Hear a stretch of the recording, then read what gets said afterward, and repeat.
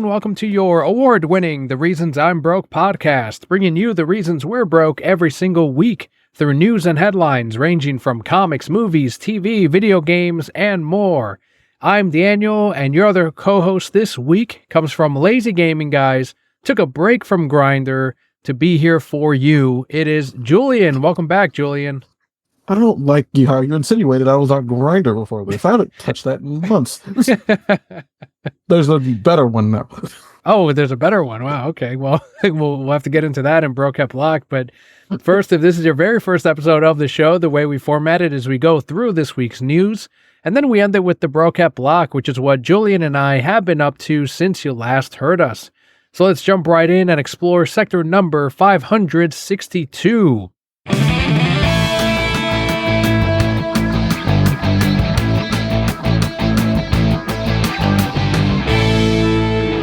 So Nintendo is in the news again as they are taking action against Switch emulation in response to the leak that we covered last week of The Legend of Zelda Tears of the Kingdom. So initially, the company issued copyright takedowns for leaked screenshots, videos, and Discord servers that were hosting the pirated copies of the game. However, Nintendo has now expanded its offense by targeting emulation tools like Lockpick, which are used to play games before they're officially released. Lockpick allows players to extract keys from their own Nintendo Switch consoles, but Nintendo claims that such tools violate its intellectual property rights. So this move has sparked debate among enthusiasts who use emulation for legitimate purposes like playing owned games on more powerful machines. So is this something that Nintendo should be going after during this leak for Zelda, or do you think that they're being Nintendo per usual and kind of overreacting? A little bit of both, honestly. Their game leaked, right? But there's still going to be plenty of people who are going to buy it anyway. I mean, I heard about the leak, and I'm not scouring the Discords and the internet and the dark webs for a copy of freaking Breath of the Wild 2, because I'm still gonna get it and play it on my own, and I'm gonna support them like I do with everything I like. But like to constantly just start doing DMCA takedowns and all this extra bullshit and all this extra stuff seems a little much. It's like most of the people who want to buy it are gonna buy it. They need to chill. It's not that big a deal because the people who are pirating it are most likely the people who don't give a shit about Nintendo already. Yeah, or people that are not going to buy it anyway, as you were saying. It kind of goes back to the argument that Scott and I discussed of the Super Mario Brothers movie getting leaked on Twitter, all of it. You can upload like hour and a half tweets if you wanted to, and people kept uploading this thing on there. But in spite of all of this, like they were saying on Facebook, the film made over $1 billion. And as he was saying, it's not, I mean, how many, like what, 1 in 10 people might have gone, well, I was going to go see it, but since I saw most of it here on Twitter, maybe it's not for me, or maybe it wasn't worth going to check out. It really doesn't affect sales that much. Now, as far as pirated games, I mean, maybe you can make a bigger argument for that because it's a $60 to $70 purchase now, especially games are going up in price.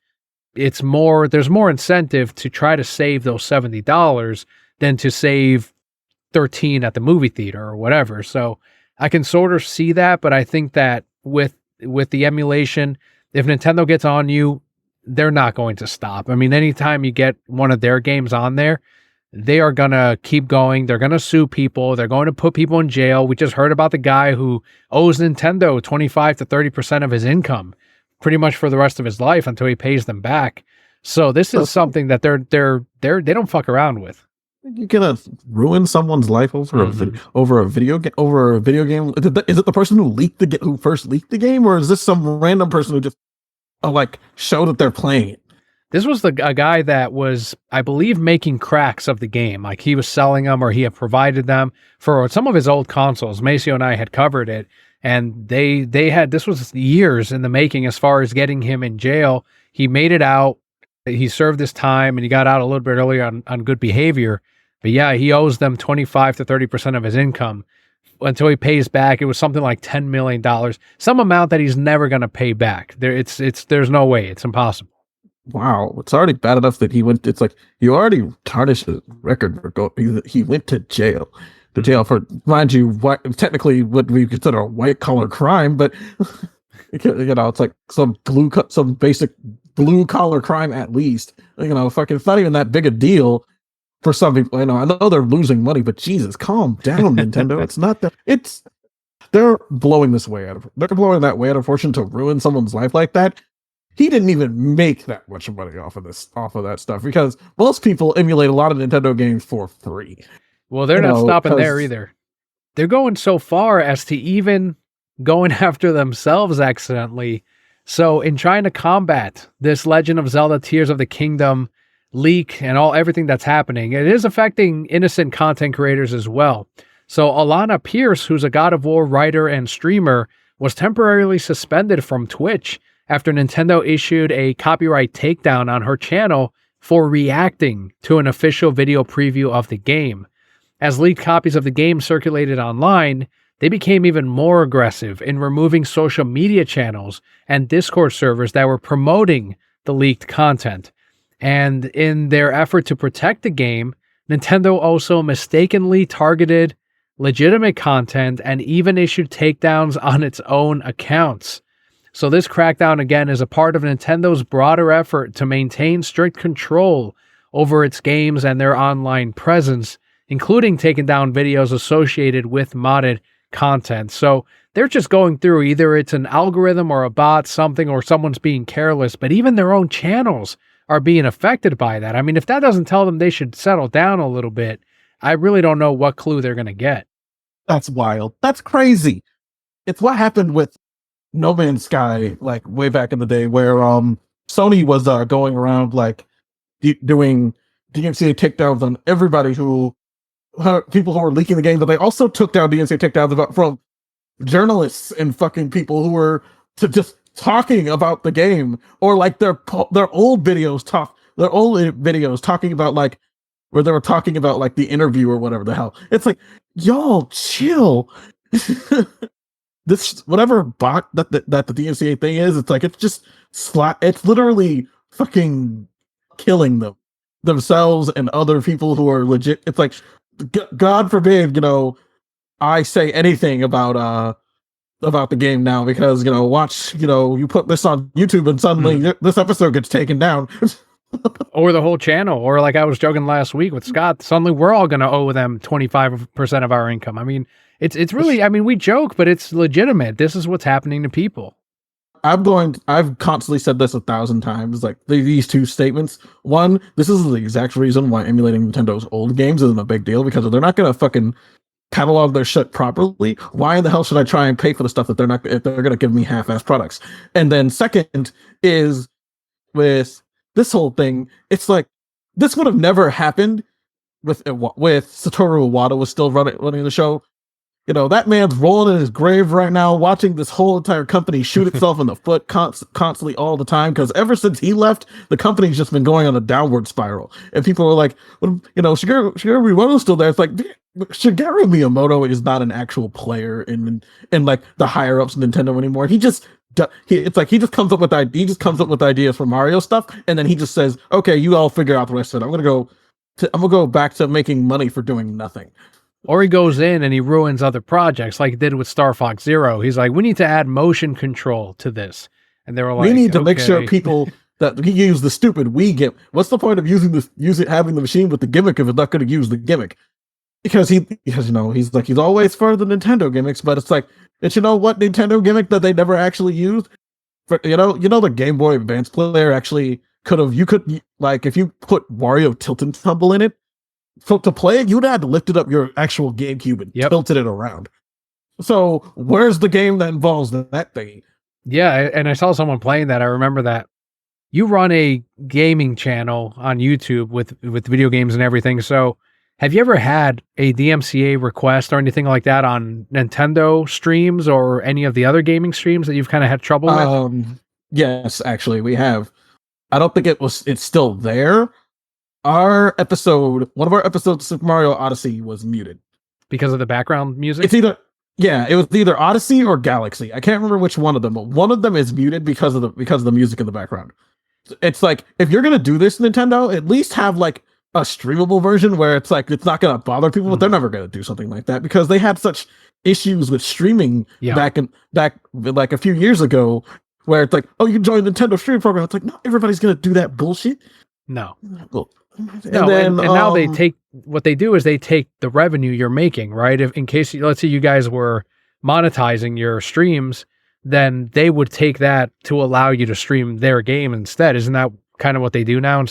It's essentially most Nintendo videos outside of like people, like that's why a lot of people who you like see on YouTube these days, that they stream Pokemon, they don't have like the original Pokemon music going on in it. They don't have like they don't like play the whole game. A lot of people will like have snippets of it because they know that re-uploading the stream is not going to get them that much revenue, because there could be or if they do, the audio is not very loud, and it's going to be like you're mostly listening to them talking and like a little bit a certain audio level that they most likely have been told through editor and through the grapevine which one to use so they can keep themselves from getting these strikes against them. Because that's I need to calm down. I'm getting heated about this because when Nintendo does some stupid shit, boy do they do some stupid shit. There's no defending this. It's like, I can defend the fact of like, people who are like reselling their games. It's like, it's like, freaking, legal action being taken against them is one thing, but fucking ruining their entire lives is just beyond petty. And this won't be the last time that they have something leaked. I just hope that they learn some lessons. It's just any little bit of change, Nintendo, because it's kind of ridiculous. The only change Nintendo can do at this point is they have to come out with they're gonna have to come out with another Switch, not just like not a new version of the Switch. They're gonna have to come out with a new system entirely, because how the Switch works, there's some kind of system in that thing which makes it super easy for people just to emulate the fuck out of it. And then unless they stop making digital games, which they're not dumb, and they know they're gonna lose money from doing that, they're gonna have to make a whole new system, because the system itself is flawed, and the way they made it, literally all someone has to do is hook their freaking Switch up to their computer and do some, not even, from what I've seen, it's not even that hard to hack into it, and then people suddenly have access to all the games they want.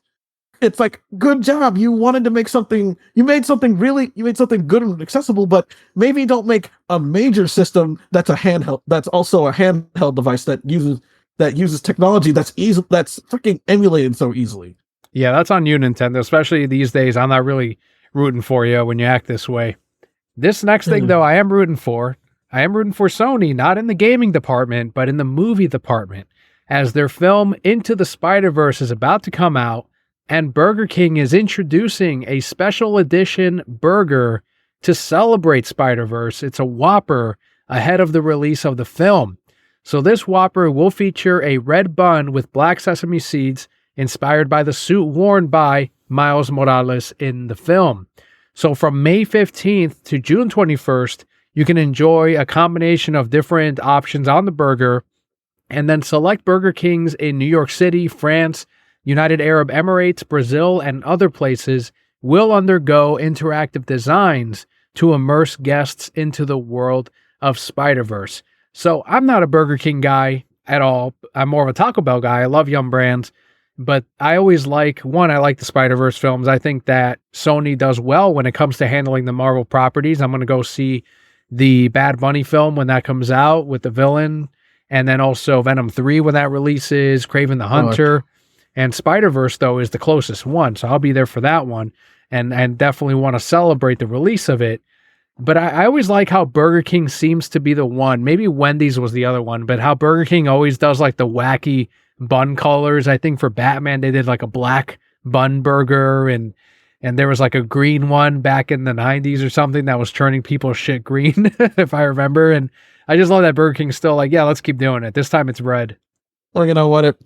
People talk about people stuff. It's like they're worried about people's shit turning green. It's like, well, there's like fucking children's food that does that all the time. It's just that children aren't going to sit there and complain about their poop being green. They're going to look at their green poop and go, ooh, neat, and then move on. But put whatever food coloring you want there. Just don't make the sesame seeds blue. It's like the black sesame seeds. It's like, I guess there can't be blue because it is Miles. Also, love the rolling of the R's. Proper Hispanic male rolling those R's. You learn how to You live in Texas long enough, you learn how to. You live in Texas long enough, you learn without, and you didn't speak Spanish before. You learn how to roll R's unless you're ignorant. Well, I don't want to offend you. I know that it reminds you of my people, and we all know how you feel about them. So why I apologize. Why do you continue to perpetuate this joke of all of them? We have all already realized that I have some. It's not even a weird. It's essentially just an obsession with Hispanic men. So, except you, because we're friends, and also you drive me insane. Well, that's true. You got Bobby, you got Omni as well, two Latino men. Who also drive me crazy. This is why I don't talk about you all.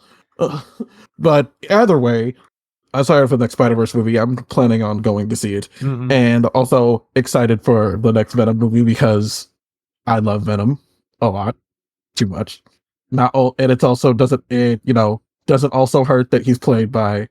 You like Tom Hardy too? He's a short guy. You don't mind them short? I am short, so it works out for me. I don't have to look up to him. So Venom, would you? Oh yes, totally. Totally. It'd be weird, but yeah. It'd be like two people, wouldn't it? Yeah, it'd be two people. It'd be a person I'd like it, and then I also get the tentacle monster thing, so it works out. Well, I'm going to regret saying that later. Probably. I look forward to the film, and I might try it. I haven't been to a Burger King in years, but Burger King, they're hard to Burger find, King man. makes decent food, but a lot of the Burger King, especially back in Florida, in the area that I remember being in the same area that you were in, is shit. But I realized that some Burger King, apparently Burger King hires like garbage people, and it's just like, it's one of those places where it's good, but is it worth dealing with the bad service? It's the same as freaking Popeyes. Popeyes is great, but the service is always terrible. They always run out of chicken on Sundays. It's the most wild ass thing. But other than that, if I can find a Burger King I'm actually willing to go to, I'll give it a shot. Yeah, and it's like you said, it's mainly food coloring. Someone on Instagram talked about how they're like, yeah, that looks like it's going to have my ass on fire. And it's like, it looks like it's a spicy bun, but all it is it's red. It's like a bright red. It's not going to have like a chili flavor to it or anything. No, if they said it was going to be a spicy bun, they would have said red. They would have said spicy bun. If they put spices into that stuff, they have to put it in there. If there's some kind of difference in the bun, in these restaurant things, they have to put what it is, and they have to put the difference in there because then someone's going to expect it to be just a normal burger, and then suddenly it's going to turn to a spicy burger. It's like, oh no, I'm allergic to fucking cayenne peppers or whatever the fuck. That's right. The only spicy buns around here are Buckhams, yours. That's it. Yes. Buckham. So we have some more writer strike news. I promised last week that this was not going to be the end of it. This shit is going to go on for a while. And this involves Disney. As it took a legal turn, Disney has sent a letter to its showrunners expecting them to fulfill non-writing duties. This, however, raises conflicts with the Writers Guild of America's strike rules. The letter from Disney emphasizes that showrunners are contractually obligated to continue their showrunner and producing duties despite the strike. Yet the WGA's strike rules prohibit members from performing any writing services, including certain production tasks. So this discrepancy between Disney's expectations and the WGA, it does leave showrunners and writer-producers in a state of uncertainty as to what they should do while they await a resolution. This looks like one of those things where Disney is saying, if you're fully on strike, then you're fully on strike. If not, you're contractually, you have to do these things. And it's another, Disney will find its ways to try to screw the movement over. And I'm sure they're not the only company that has this built into it, but they're so far the only ones that have come out and said, you got to keep doing these other non-writing duties in spite of the strike. Oh boy, it's already bad enough they got Bob Iger's ready to start cutting and slashing a lot of stuff, and a lot of Disney money going into Disney Plus because I don't think he had faith in it to begin with before he even started it, and then Bob Chapek came in, and suddenly it's like Disney Plus everything. Disney Plus is important. Disney Plus, and then when it starts hemorrhaging money, suddenly he's out, and everybody's all like, "Oh no, this is a bad idea." And I was listening to Word Balloon, and they were talking about how a bunch of these companies are funneling so much money and have been funneling a ton of money into their streaming services. So like Disney to Disney Plus, Discovery to HBO Max, and all of these, Paramount, same thing to Paramount Plus, to the point where they're losing money on these, but they're expecting years later for them to be crazy profitable. And instead what's happening is the companies are realizing that these streaming services are overvalued. The potential is not as high as they thought they would be. So here's Disney like spending millions and billions of dollars on Star Wars and MCU crap to put on Disney Plus, and it's not really having the return that they expected. And instead, it's seeming like people are either slowing down on the streaming service, or this is about as high as you're going to get as far as numbers to get people to sign up for your specific streaming services. And instead, as they were saying on that show, that physical sales for media such as Blu-rays and 4K have actually gone up over the last few years. So it's kind of weird how streaming has kind of is starting to plateau, and they're starting to realize it's not as profitable as they thought, yet people are going back to buying physical media. Well, I've noticed that freaking Netflix was like, it's like Netflix cutting this, Netflix taking out that, freaking HBO Max just goes through a revolving wheel of keeping their stuff open, and everyone's like, but I want to keep watching this movie because I like this movie, and it's like, well, I'm just gonna own it then, so I don't need. Well, now that I own like this movie or these couple series that I have on Disney Plus and all these other places, why in the world am I gonna keep using it? Because that was my biggest thing about a lot of the stuff on HBO Max. It's like, I want to continue giving you guys money, but most of the stuff that you guys keep putting on there, I already own. I own all the Jurassic Park movies, and only the first movie and only the first World movie. And with Disney, it's like I own a good chunk of the movies I actually give a shit about that I want to see most of the time. And then even with Netflix, it's like some of the stuff on Netflix I can watch on my own, and then it's like there's only a couple things that I can't because it's only on streams, and then there's no video that's going to come out for it. And if they do, I don't think they're ever going to like come out with anything significant. It's like, I doubt that Netflix is ever going to freaking like drop Stranger Things. But what happens when, it's like, they're going to ever release like DVDs of it? I've never heard of it. And if there are, it's like, they're not marketing them very well. No, or they'll release them very sparingly. I know in the early days of original content for Netflix, like House of Cards, yeah, they would release them on Blu-ray or DVD and say, here's a Netflix exclusive and you can buy it if you want to own it. But now it seems like they're less and less doing that, because they're like, why release it physically, as you were saying, because people can just buy it, when we would force them to sign on to our streaming service to watch it.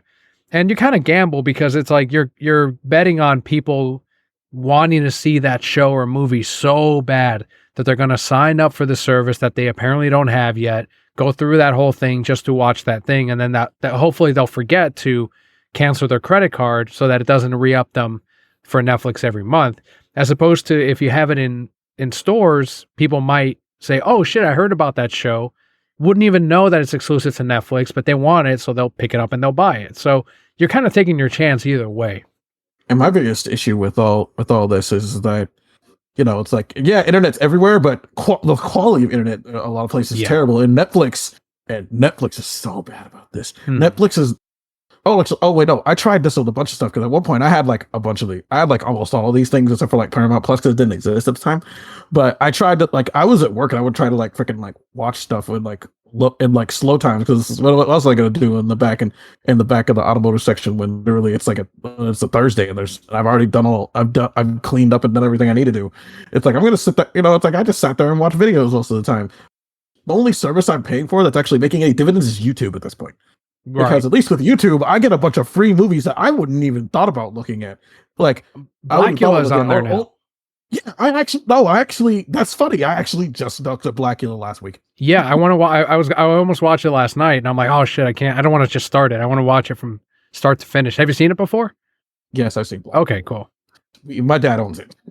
Yeah, there's a whole documentary on Amazon too for, I think it's either the making of Blackula or the impact it's had on culture. It's on there though. It's on Amazon. It's just, I love blaxploitation movies. They're so wild. Well, that's the thing about this one, is it's not like, I don't know if I even want to use that word, like legitimate. It takes it earnestly. It's got a goofy title or whatever, but it actually gives a shit. You know, you could put that right next to something like Blade, and it's not. I think because I think Blackula was like the end of when blaxploitation movies were stopping, and then like and then there were a lot more of those movies with all black casts that were taken more seriously that weren't just the leads. Yeah. So watch Blackula, everyone. It's on YouTube. Also, if you own, so YouTube, if you get YouTube Premium, you can get random movies and shows for free, and then you just keep it. And then it's like once it's gone, it's gone. It's like, hey, it's extra. It's not something that I was expecting to get. And no ads. That's the best part. Love that. No ads. Haven't seen an ad in a year.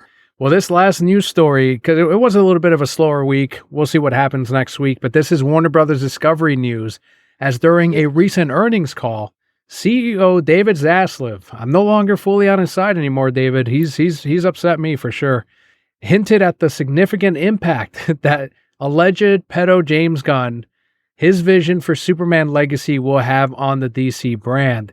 So Zaslav expressed confidence in Gunn and his dedication to the project, stating that the first draft of the Superman script is complete, and he emphasized the company's optimism and belief in the potential of DC. He's referring to Gunn as being on a, quote, mission from God, end quote. Holy shit, Zaslav. What happened in the last year where you just nosedived? Like, now you're going hard into Gunn.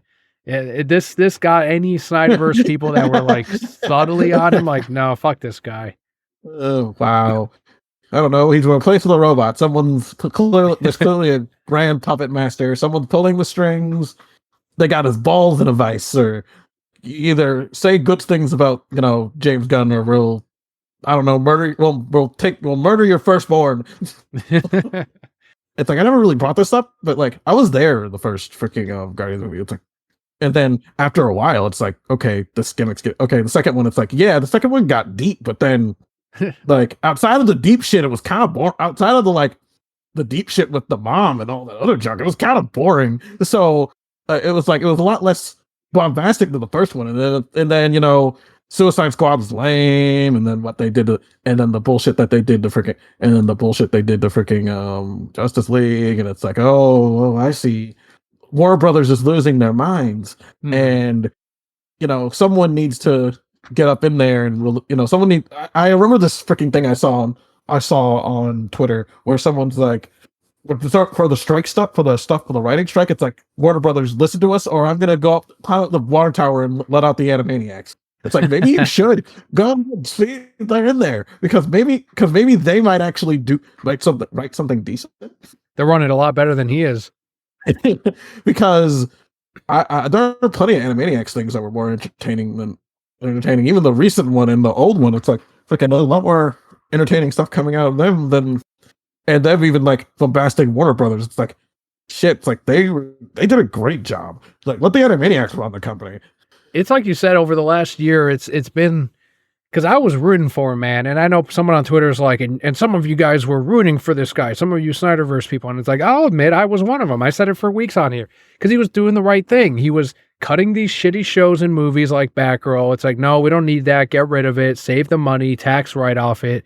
And cut these animation projects. And I'm like, yeah, dude, right now you're billions in debt. You need to cut all this shit. This is good. This is what a guy should be doing right now in a company that's not making money. All right, license out some of these things. That makes sense. Make your money where you can. And then he started doing the weird shit, like hiring James Gunn and saying things like mission from God.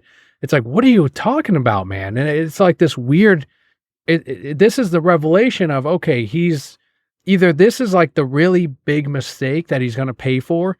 Or as I was saying, I think a month ago, it's all a part of his brilliance to make this all as cheap as possible for Comcast to buy up, as far as the whole property of Warner Brothers, of what's left of it, right? What they own. So he might be making it as cheap as possible, make it, sure, it looks bad, but here, Comcast, give me a little couple million on the side. You can have this for this many million. Discovery will sell it to you, and now you'll own the Warner Brothers properties. And that's a huge get for Comcast Universal, right? So that'd be a big play, and we might see that happen in the next couple of years. And if that is the case, then this was all part of David's plan. But otherwise, he sounds like an idiot in the meantime. That's a good idea because I'm sorry, my brain went theme park mode again. But if Comcast Universal owns it, that means Universal will have the properties of Cartoon Network back again. And that means they can scrap whatever crazy ideas with crazy DreamWorks bullshit they were thinking about making for this Texas theme park that they're actually making, and make it a Cartoon Network one, a retro Cartoon Network one instead, and then people will actually come to that shit. It's brilliant. Disney owns half of the other properties of shit anyway. Might as well at this point, because WB ain't doing anything right with it.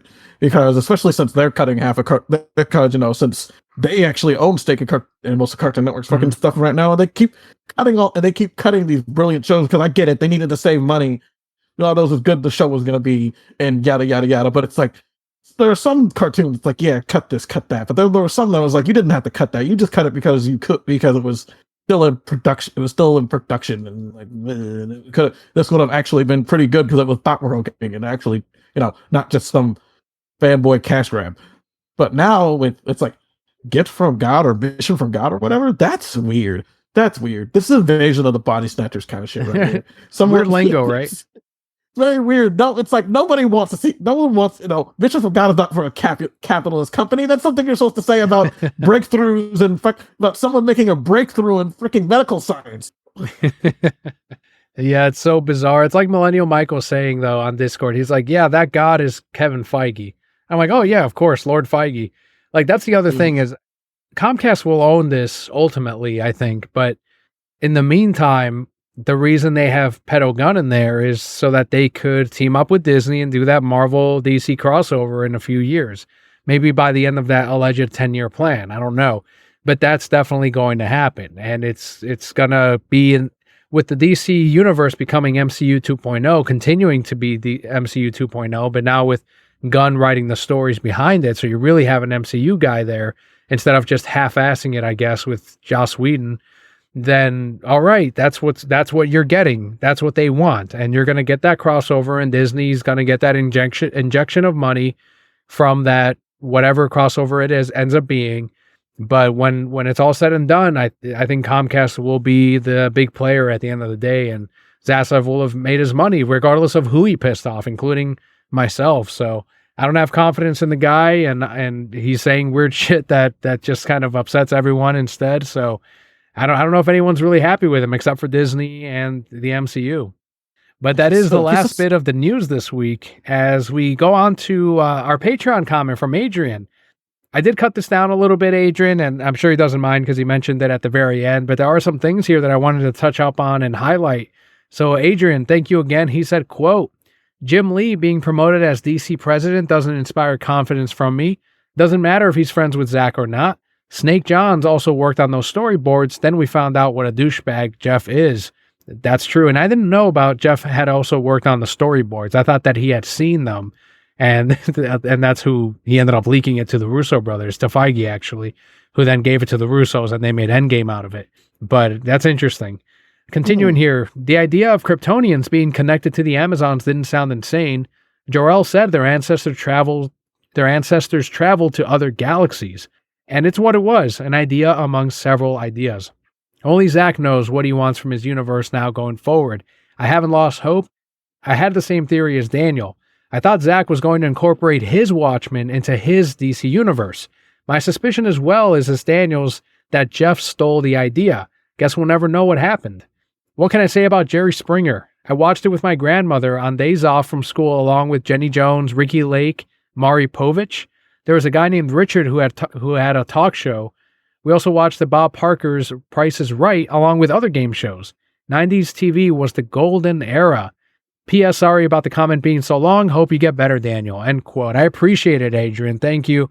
Ricky Lake, man, when he mentioned that, I'm like, oh, that's fucking right. I forgot about Ricky Lake. I never watched, like, that might have been one of the few daytime television things I never watched, because by the time Ricky Lake came on, more interesting stuff was on. By that time, a lot of the afternoon cartoon blocks were on, like Tsunami, and so it's like, why the hell am I gonna be watching Ricky? Why the hell I still watch Ricky Lake? Yeah, it's like, fuck, if I'm watching this, Sailor Moon's about to be on. I'm gonna watch this teenage girl cry and do superpower shit, and instead of watching whatever the fuck Ricky Lake is, because 9, 8, 10 years old. I'm not gonna watch this. I'm gonna watch anime. Yeah, are you about my age, or you're a little bit younger? Maybe 2 years younger. I think I'm 34. I am 30. I'm about to turn 35 though. You're 33. Okay, Yeah, see, that makes a little more sense. So, what were your stay-at-home sick shows? Because mine obviously were like Jerry Springer and shit like that. But for you, were there any weird talk shows or things like People's Court that you would watch just because? At least at my time, there wasn't like on-demand streaming. I couldn't just choose what I wanted to watch unless I popped in a VHS or a DVD. So did you have any go-to I'm sick at home TV shows that you'd watch? A lot of my sick at home shows were I watched a lot of UPN. They would have like random whatever syndicated shit they can get their hands on. Yeah, like Family Matters, right, I think. Yeah, they had Family Matters on there, but they also they had a lot of black sitcoms on the thing. Jefferson? That's the first time I ever.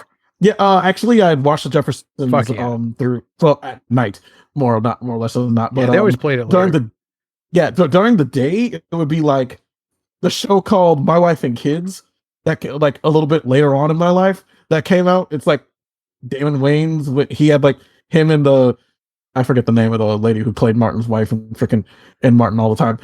Yeah, like she was his wife, and they had like all these kids. And there was like another one of those ABC sitcoms. But then, the biggest thing I would always watch was I would watch. Here I said I watched The Price Is Right, and sometimes I would just drift on like Nickelodeon or Disney Channel for their daytime children's nonsense, because a lot of the times Blue's Clues and stuff was still at my age demographic. I was still like 6 years old, so when that came out, it was still like something interesting for me. And then after a while, it's just me continuing to watch it. And then watching my nephew, it got me into Dora the Explorer. And it's like, okay, I'm bored and I'm tired. I'm gonna watch Dora. But then that was after I had already been done watching stuff like Jerry Springer, and I saw like 2 episodes of The View once. But wow. I actually understood the joke the Family Guy made where they made like a cutaway gag for it. It was just a bunch of hens squawking at each other. Jesus. Yeah, it was so true, because it's like they're not. It's like this show just oozes estrogen. I don't want to watch this. I'm bored. The biggest thing that I ended up watching was movies. When we got like a satellite cable with all the extra channels and whatnot, it's just me watching this. Damn, we watching rich just a shit ton of movies, and yeah, we used to have money.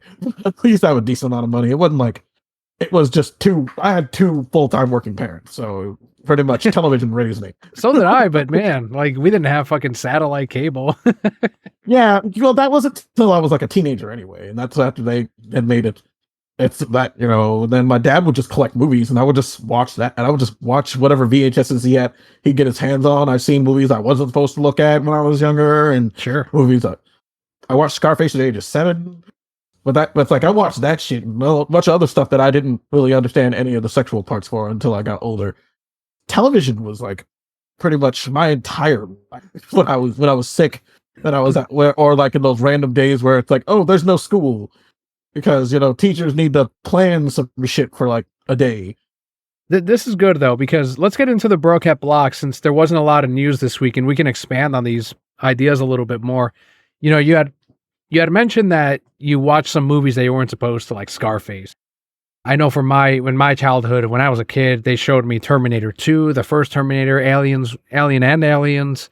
And these were films that I probably shouldn't have been watching. When I was 13, I think I saw The Exorcist for the first time when they re-released it on the big screen with the extra scenes and stuff. And that was my first time seeing it.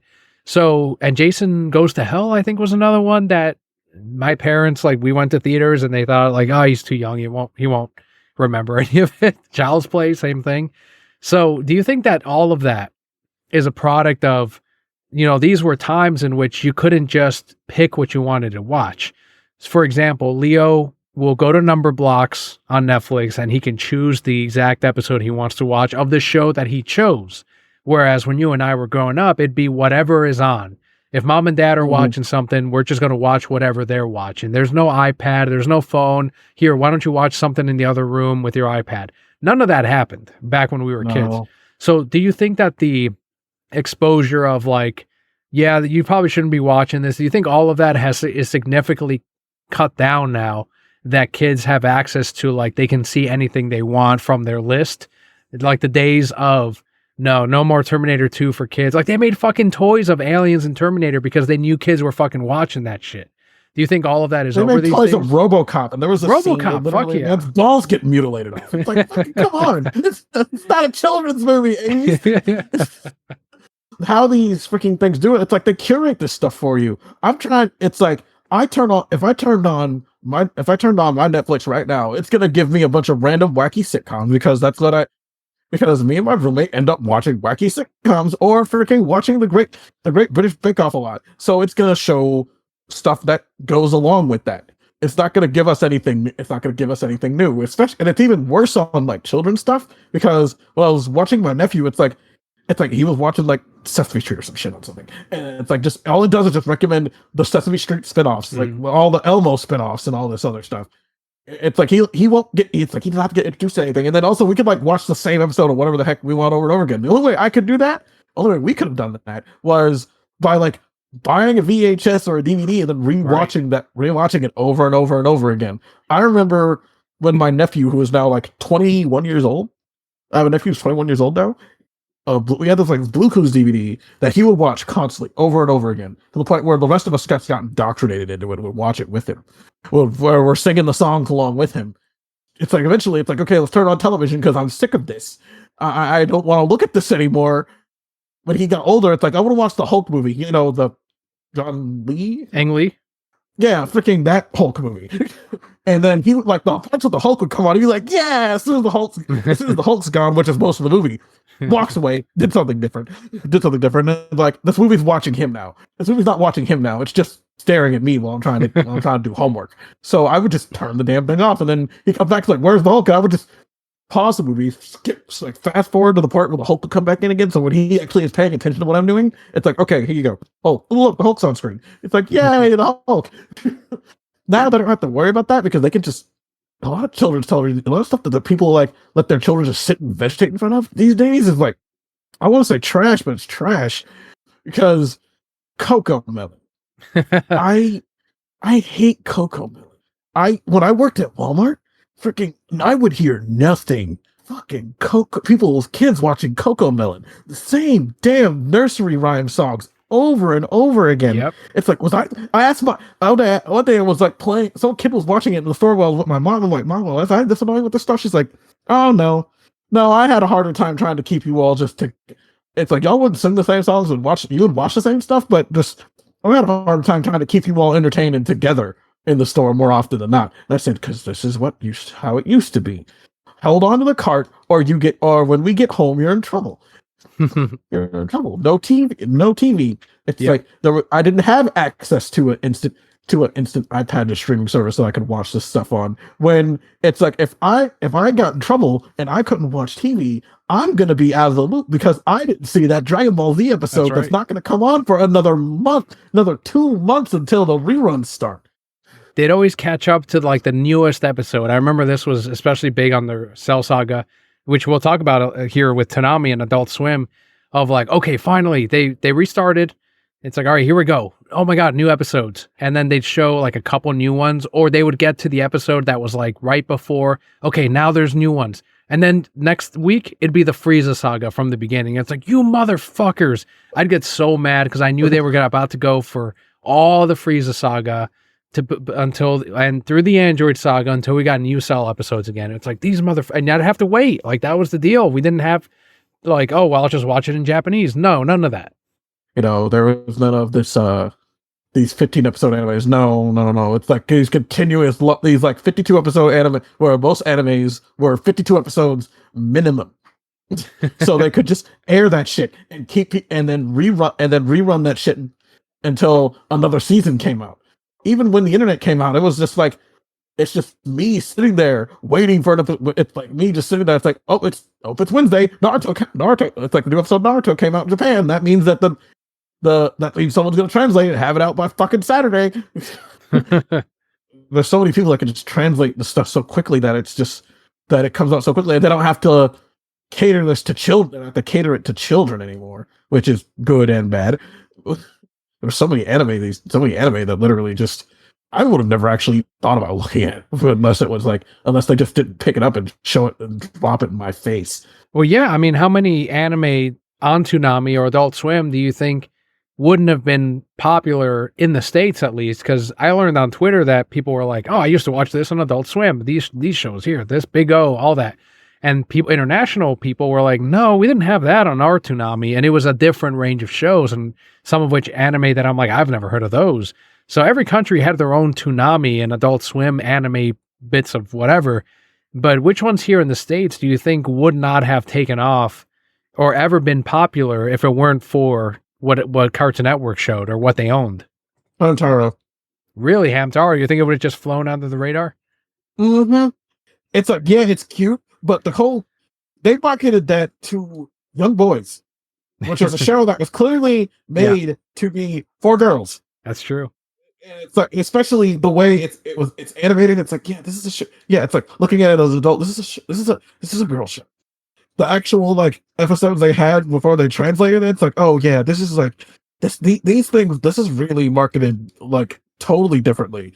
They marketed it as like the show with hamsters going on adventures. So it's like hamsters dealing with hamster bullshit about fucking like trying to look for somebody's missing seed that they held around. And there were like a couple episodes where they did like random kooky shit like fucking be samurais, but then they translated it to cowboys. And it was like, what? Do you think Sailor Moon would have fallen under that? Because that's clearly like another one that's aimed at girls. But I remember guys in school, in middle school, that were like, yeah, I watched Sailor Moon right before Dragon Ball Z. Sailor Moon latched on to both boys and girls because there's a certain age where anime just kind of like, where I feel like anime hooks people hooked people in the 90s regardless. It came out around like around the 90s where a lot of adolescent people are like looking at this and it's like, I'm watching this show. I don't know why I like this show, but there's a reason. And then it's like, oh, because I was a fucking adolescent kid who actually was into that kind of thing. It's like they were either just watching TV to watch it and then they ended up liking it, or they liked it because it was like cute girls on screen. Because because cute girls sold for years and it will continue to sell until the heat death of the universe. It's like, unless it was put in front of me as a kid, I didn't really care about He-Man. It's like I watched it because if I didn't have anything better to do or there was nothing else on, if He-Man was on, I would have changed. If there was I could just change it to like Disney Channel and watch something else because I don't care. Because the biggest thing about Toonami was that a lot of the stuff is like, it's not just translated; it's localized for. Right. And censored in some cases too. Censored, and it's like TV censorship. It's like in other countries. Oh no, they didn't censor shit. Apparently in Mexico, they showed that shit. They might have taken out the only thing they might have taken out was the two chicks being lesbians. But they showed, they showed the fact that she died at the end of season 1, and they still called Hiffle. They called freaking Dragon Ball Z. They called Hiffle hell because instead of home infinite losers like on television. No, it's still this is hell. Right. Hell, straight up hell. And it was almost directly translated. There was no, we could see their parachutes bullshit or any random references to hamburgers or something stupid like that. Where like they did like those other countries actually, didn't worry about like having to censor this food item because it's like they get it's just from a different country. For some weird reason, here in America, we don't. Kids won't like something if it's from a different country, because I don't know who these focus group children were that they were getting, but clearly they were not normal. It's like, what are they marketing to? 5-year-olds don't understand the difference, right? Because like, even by the time I was 10 years old, it's like, okay, I know what a rice ball is. I'm not stupid. This is no, it's a donut. This is clearly Japanese. No, it's not a donut. It's like I'm not dumb. I understand Japan exists, but we'll just continuing this, and I don't care. Like localizing a random side character's name, who cares? It's like, oh no, they changed Akira's name to fucking Toby. It's like, well, who cares? He's a side character in an episode that doesn't matter. Change the name all you want. When they change like certain characters, like when people nitpick about like, actually this person's name is this, and how dare they change? You bring up the localized name. It's like, oh, dude, chill out. It's not that big a deal. Well, I wish I had paid more attention during the Toonami block, because there's some anime there, like there was Gundam Wing, I think, or Big O even, or some of those that I know as a teenager and as a kid, I was like, yeah, those look a little boring. Like there's not a whole lot going on there. It's kind of quiet. It's not Dragon Ball Z. It's not, that was basically what I watched, Dragon Ball Z. Oh, so it was like, no, I love the big robot. I love the big robot animes. I was hooked on the big robot animes. well, I was, when Gundam came, like Gundam hooked me. It's like big giant robots fighting each other. Hell yeah, I don't care. It's like, yeah, there's like a bunch of random choir members going to talk up with, and especially Gundam Wing, where they're just bitching about war and politics. Hell It's yeah. like, and then they even like cut out some of it because it's like, because a lot of anime is long. Anime is longer than most normal American television, because more television got to have like fucking 3 different commercial blocks in it. So they would cut out some of that, and we would just get to the nitty gritty. Well, I want to go back and see some of those because I love Cowboy Bebop. Like that's probably my favorite anime, if I had to guess.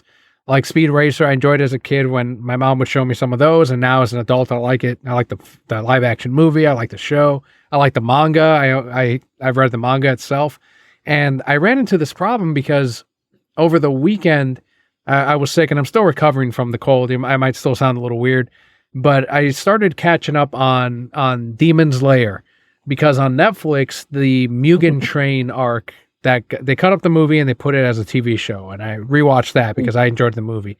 I'm like, okay, and I learned that they put the new season on Netflix, and I'm like, okay, this is pretty big because I thought that season 1 would be all I would have seen due to like a Crunchyroll promotion or something where it's only on Funimation, whatever it is. But no, they put the new season on Netflix. I'm like, all right, cool, I can continue and I can sort of catch up. And I know it's a finite story because I know the manga's over.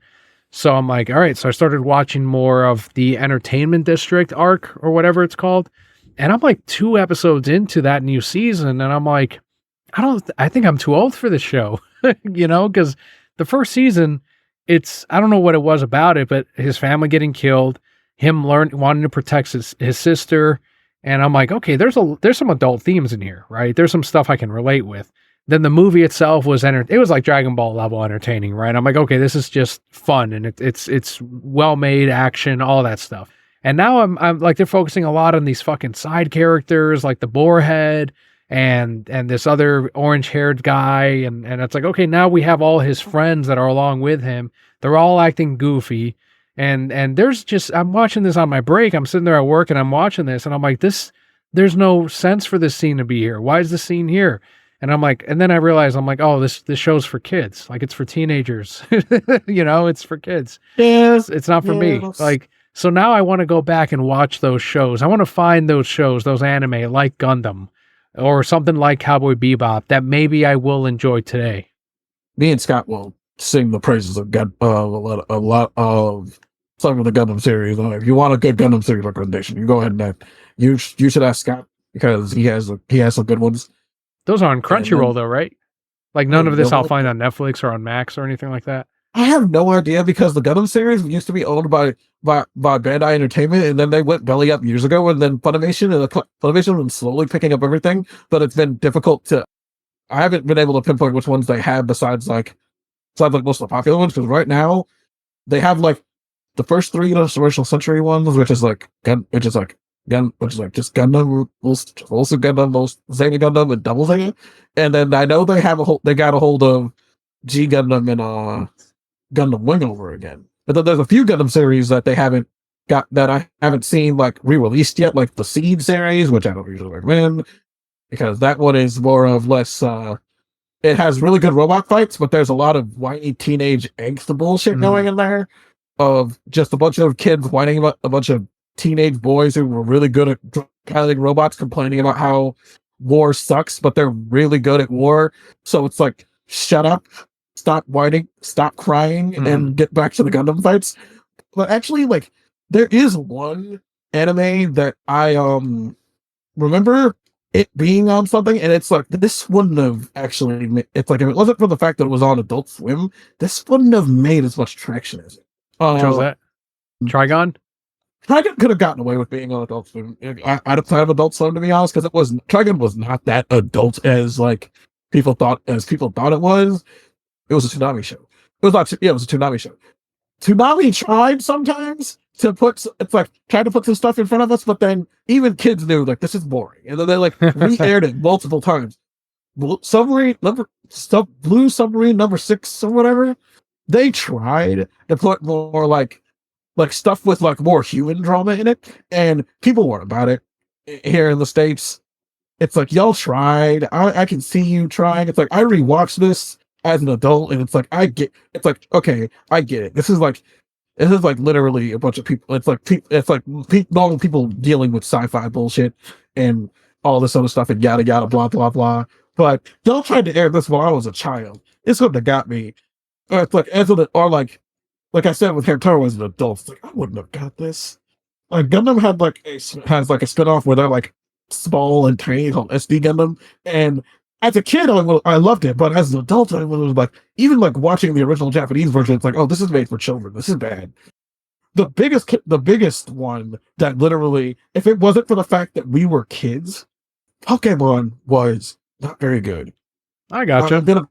Like the Pokemon anime was mediocre. Oh, I mean, it's very surface level. I mean, the whole deal is they're trying to sell you these monsters. Like, yeah, I gotta catch them all. It is essentially Japanese version of a G.I. Joe cartoon. Exactly. Exactly. Nope. Or He-Man, or Transformers. If it wasn't for the fact that Pokemon was so popular, that shit wouldn't have slid. That shit shouldn't have slid past that whole group of people who got like G.I. Joe to actually make shows with substance. G.I. Joe and Transformers to make actual episodes with substance in it that weren't just selling more robots to kids, more robots and random war figurines to kids. Because like, holy shit, I'll give you that one. Yeah, I watched like shit like the Care Bears, and then the Disney equivalent was called the Wuzzles. I don't remember a single episode of that shit. And then even when they brought back He-Man and put it on Toonami, I don't remember a single episode of it because He-Man outside the premise, it's kind of lame. Yeah. The show that it wasn't Toonami's block, it was the block that replaced Toonami when Toonami went on the weekends. It was called Lyoko. I watched that. Oh yeah, like, my brother used to watch that. Yeah, everybody. Yeah, the theme song is what got everybody hooked. I'm gonna be real. The theme song was a banger, and that shit was awesome. But the show itself, outside of like certain bits, it's like, oh, it's like the Monster of the Week thing was already old, and some of the art's kind of janky and ugly. It's fun. But people still watched it. But then you can say that for like fucking American shows too. Sure. It's like you go back and watch some of the American shows that you used to like, and you're gonna see some like flaws, stuff that wasn't very good. And also, I was reminded the other day that Transformers essentially was a Japanese toy and a Japanese cartoon. The first I mean that's Japanese an anime. So is G.I. Joe. Well, G.I. Joe was animated by a Japanese studio. Mm-hmm. It was 100% American product. Yeah, that kind of falls on what you. I mean, some argue that if it's done by a Japanese studio, then it's considered an anime. So I guess it kind of depends on what your definition of an anime is. Let's just bring back the argument if Avatar's anime, though. Again, right? Avatar was animated by the same animation studio that made Bleach. Oh well, there you go, anime. Yeah, even like episodes of Batman cartoons were animated by Japanese studios. So I know the animated series was, it was animated by some, I don't know if it was Japanese or Korean. I'm trying to remember. I want to say it was Korean because for some reason I know that fact, but I got to look it up.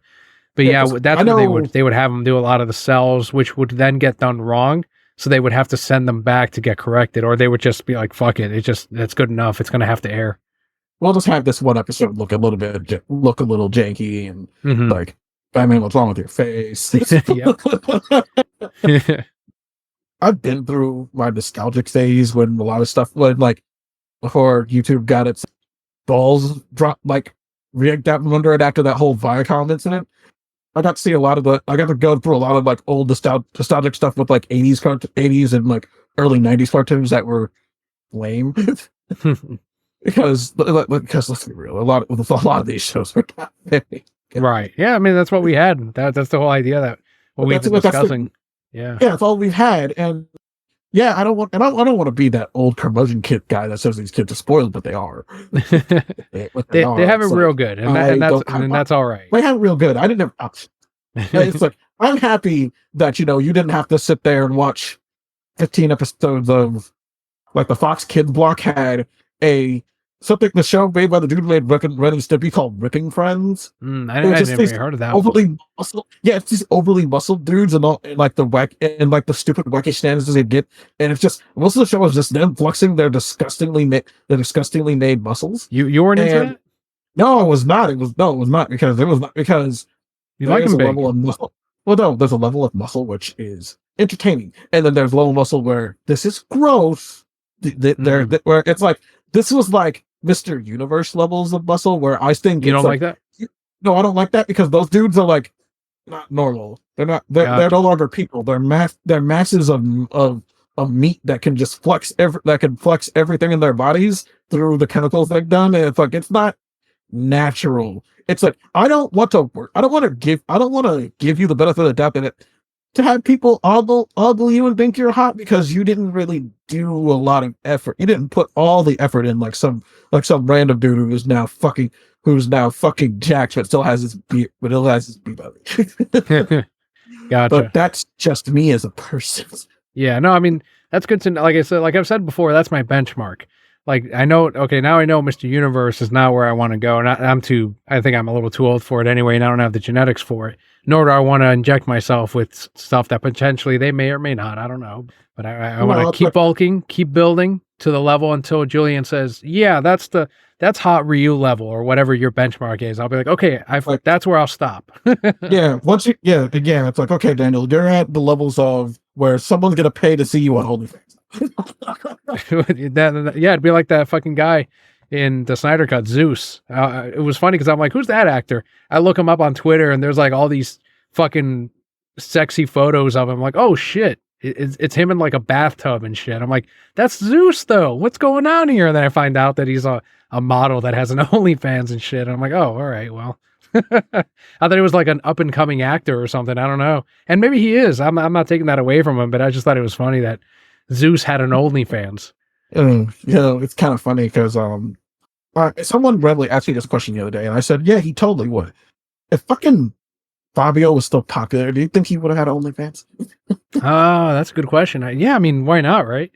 Yeah, it's like at a certain point, it's like it wouldn't be like, oh, it's like no, he ain't naked. He's just standing there telling women that they're beautiful and fucking, and then suddenly he makes like thousands. He made thousands of dollars doing that in book signings. He's like Fabio was like he didn't actually have like a show or anything. Right. He was just a dude.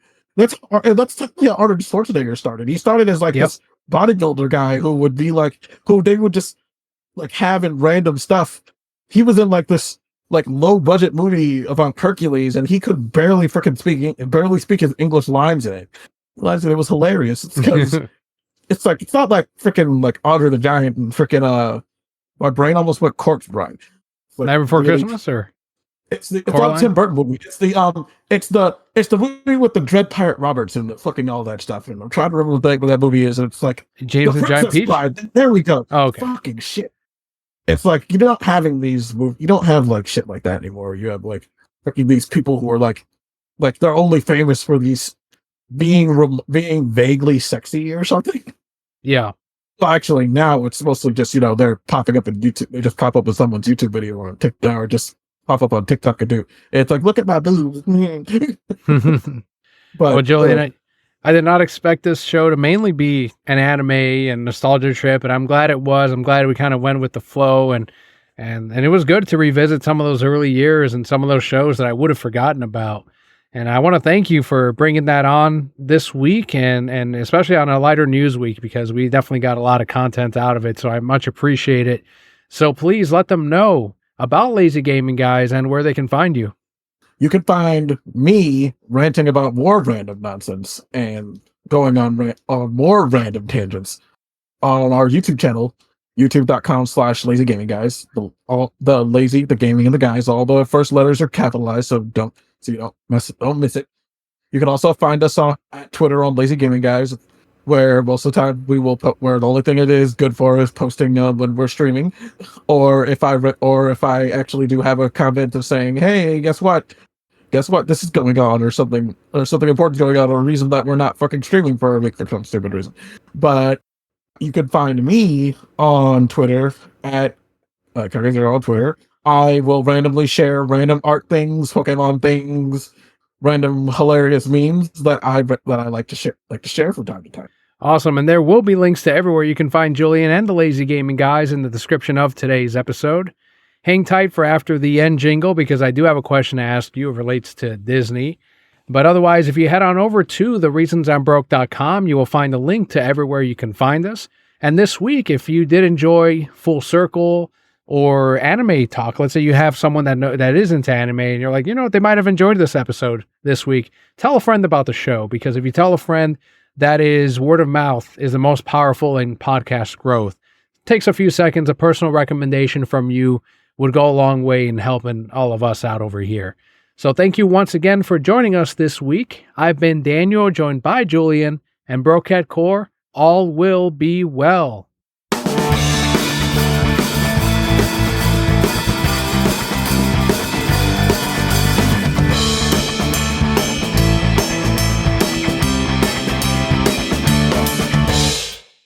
So, Julian, I know Claude Frollo.